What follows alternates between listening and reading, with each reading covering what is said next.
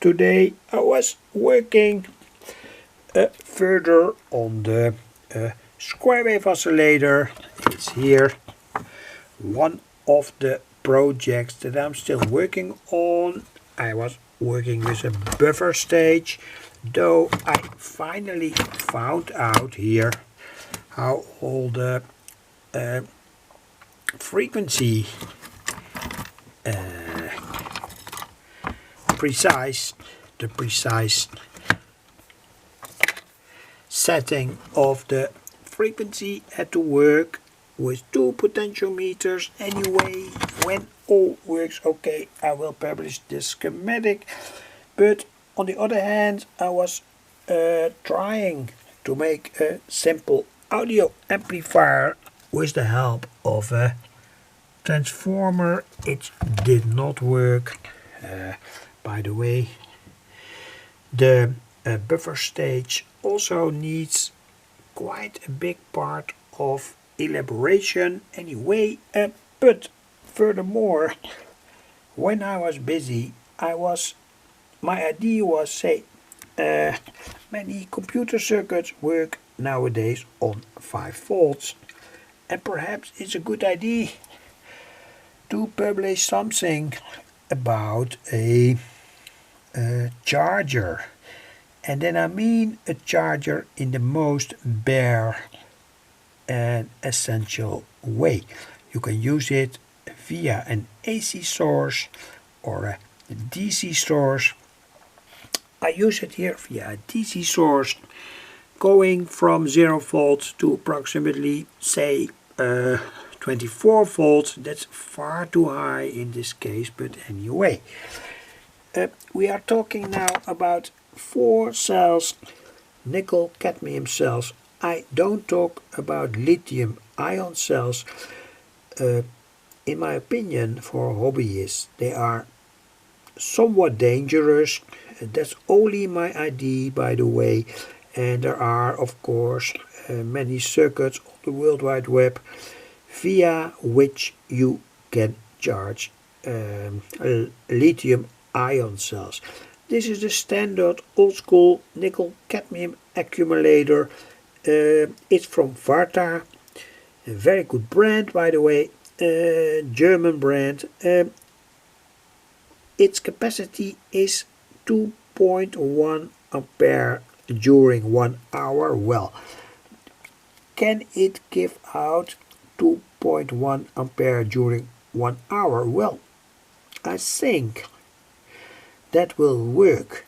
Perhaps it will be 180 milliampere.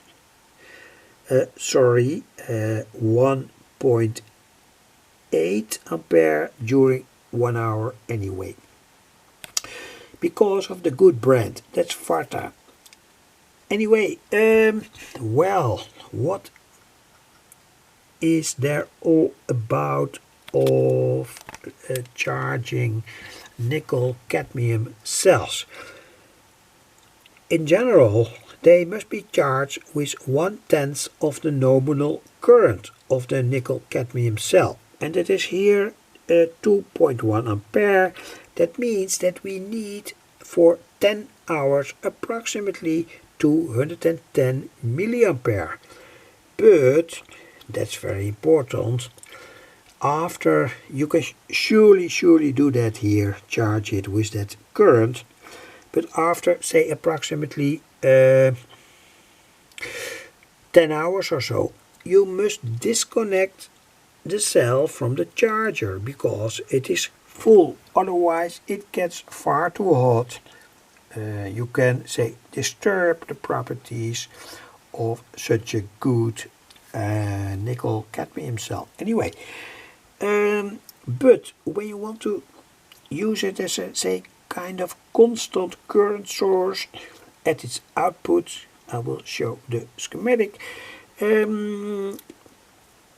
Say the drip charge can be in the order of 5 milliampere up to 10 milliampere. And you can set, of course, that current in many ways. In this case here I've used the DC power supply, and you can usually see that the voltage is on 3 volts or so. And that means, here is the schematic by the way.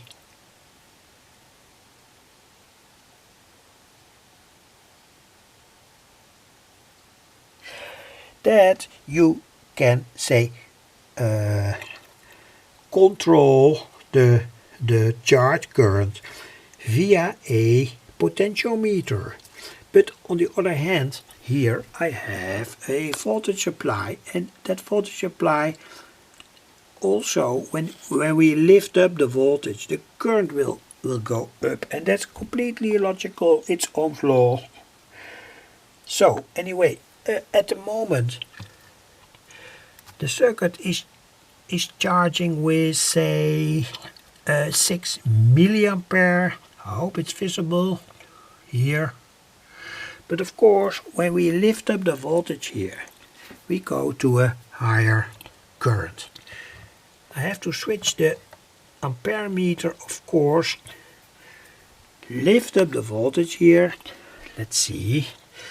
So now we are on, say, 50 milliampere with a certain voltage, and now we are on 100 milliampere. This is the 250 milliampere scale, 100 milliampere, and now we are on 150, and now we are on 200 milliampere. Of course that corresponds to a certain voltage. Anyway, you can also do that with the help of a resistor. I think it must be wire wound, because perhaps there's some heat development in the resistor, and furthermore there's not so much more to tell.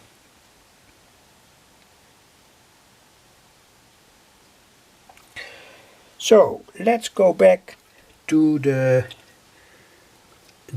situation where we are charging this pack of nickel cadmium cells constantly during 24 hours a day, constantly, say during a year, a half a year or so.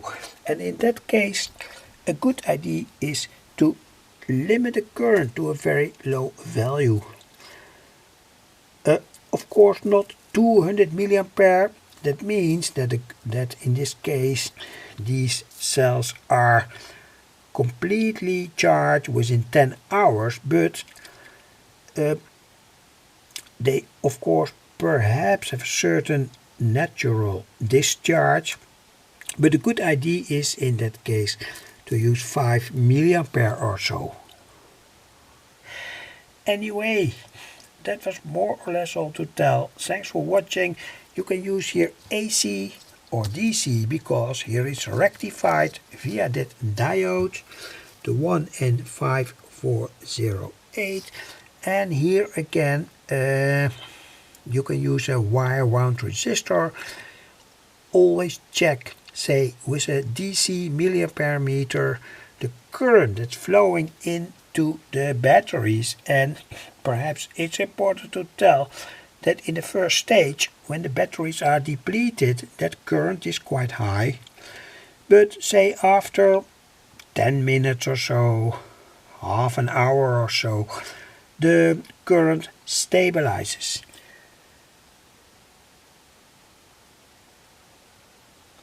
Thanks for watching. Ohm's law is valid. And of course I know that certain battery cells have to be, say, charged with a constant current. And there are constant current sources on the World Wide Web. But in this case, say, I wanted to give more attention to the basics of such a circuit. Let's go back to the 5 milliampere here. Oh, this this is 10. The pointer moves in a very fierce way. Let's go back to say, and that's always say kind of difficult, 10 milliampere, 6 milliampere. That voltage, the voltage that generates this current is of course very critical. Anyway,